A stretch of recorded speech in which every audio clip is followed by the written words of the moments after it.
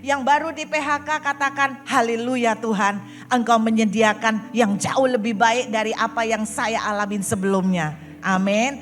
Kuncinya izinkan Tuhan terlibat dalam hidupmu. Gimana mau ada mujizat kalau Anda di rumah ribut dan rame terus? Saya bilang mau dipulihkan, nurut caranya Tuhan. Itu maksudnya melibatkan Tuhan. Saya ingin menguatkan Bapak Ibu, berhenti ngomel. Berhenti ribut. Berhenti bertengkar.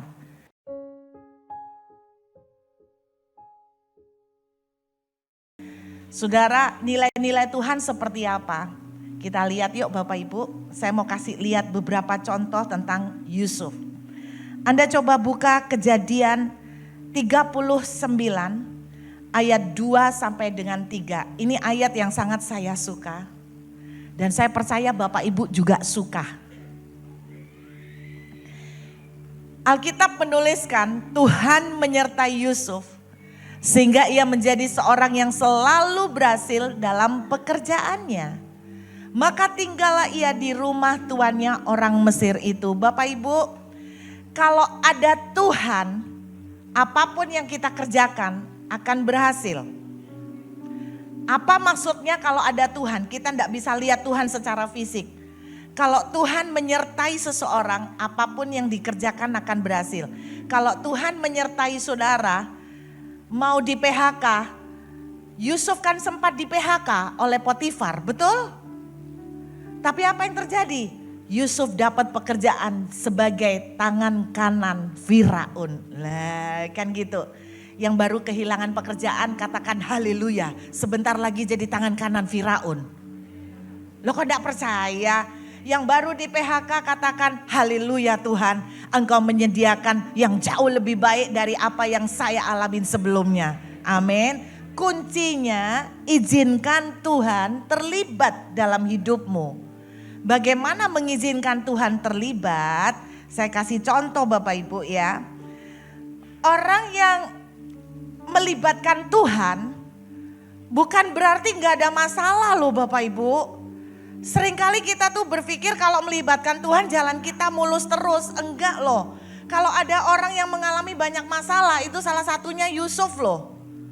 Orang yang melibatkan Tuhan bukan gak pernah susah. Tapi selalu ada jalan. Orang yang melibatkan Tuhan bukan tidak pernah masalah. Tapi selalu ada jalan keluar. Saya kasih contoh. Kejadian 45. Ini salah satu contoh ya. Kejadian pasal 45. Ayat yang kelima. Tetapi sekarang janganlah bersusah hati. Dan janganlah menyesali diri karena kamu menjual aku ke sini. Sebab untuk memelihara kehidupanlah Allah menyuruh aku mendahului kamu. Ini sebuah contoh bentuk melibatkan Tuhan. Maksudnya gimana? Yusuf tahu bahwa Tuhan tidak ingin dia kepahitan. Yusuf tahu bahwa Tuhan mau dia ngampuni. Nilai kecil kelihatannya, tapi praktekkan, maka engkau akan aneh melihat Tuhan bisa memberkati. Saudara, apa hubungannya di PHK kehilangan pekerjaan sama mengampuni? Oh jelas kuat hubungannya. Di mana engkau tidak melibatkan Tuhan, tidak memasukkan nilai Tuhan, maka berkat pun akan terhalang. Suami istri dari Sidoarjo konseling sama saya Bapak Ibu. Suami istri ini hampir mirip kejadiannya. Yang suami gak punya pekerjaan dan bukan malas.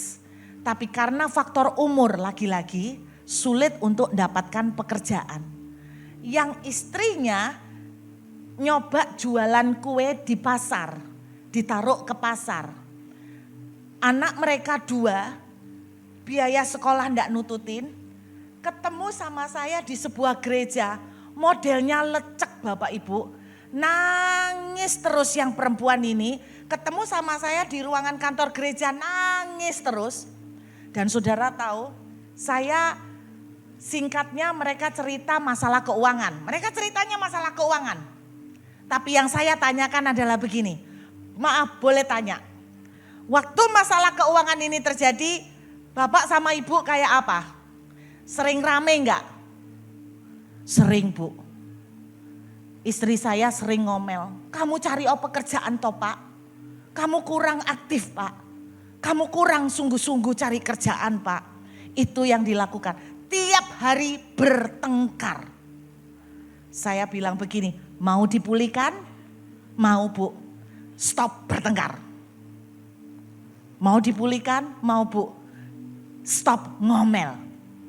Stop guruin suami. Stop ngobiain suami cari kerja. Dia bukan enggak cari kerja, tapi memang belum dapat. Berhenti dulu, bisa enggak? Mazmur 133 bilang begini, di mana ada kerukunan, di situ Tuhan memerintahkan. Gimana mau ada mujizat kalau Anda di rumah ribut dan rame terus? Saya bilang mau dipulihkan, nurut caranya Tuhan. Itu maksudnya melibatkan Tuhan. Itu maksudnya disertai Tuhan. Artinya Anda jalannya nurut caranya Tuhan. Stop bertengkar, stop ribut ya bu. Terus saya tanya, ibu setiap hari kalau doa kayak apa? Dia cerita, ya saya nangis Tuhan kok nasib kayak gini. Sudah tambah tua kok malah susahnya waktu usia tua kayak gini. Ibu stop ngomel. Stop ngomel, stop gerundel, stop bersungut-sungut. Karena Alkitab bilang ketika saudara bersungut-sungut, roh maut datang. Anda tahu roh maut? Kematian kan? Berarti ketika saudara bersungut-sungut, rezekimu dimatikan.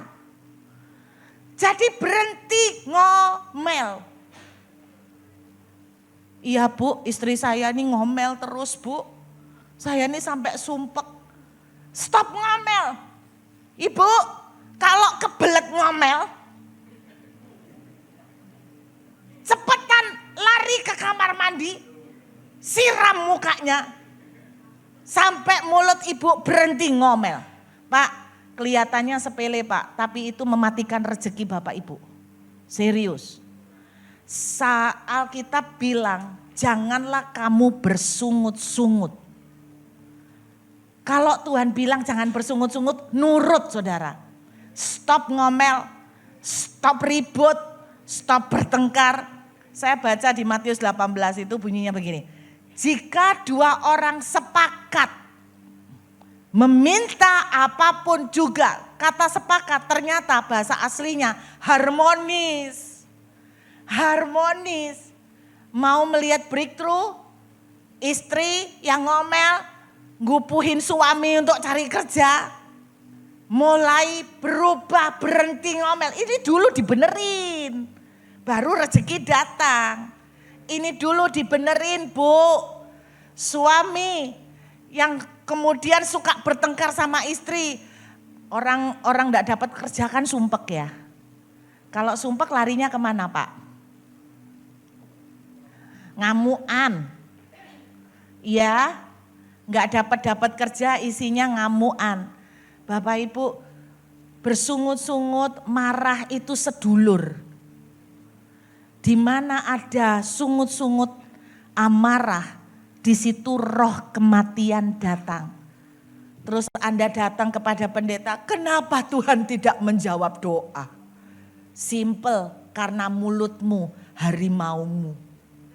Mulutmu roh kematian. Jangan marah, jangan bersungut-sungut. Seperti Yusuf. Anda tahu kenapa Yusuf selalu berhasil? Karena di setiap keadaan hatinya selalu benar seperti caranya Tuhan. Dibuang ke sumur, difitnah, difitnah Tante Potifar kan? Ya kan?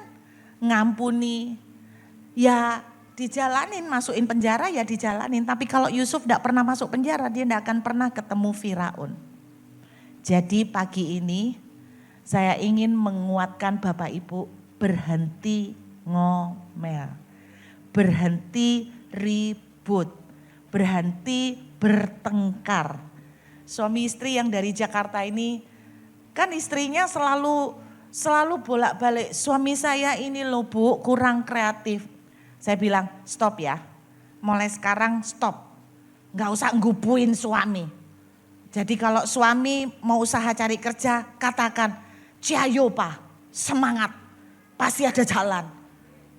Jangan dibilang kurang kreatif, jangan dibilang lemot, jangan dibilang kurang usaha, stop ya. 1 bulan WA saya, kok belum melihat hasil ya Bu?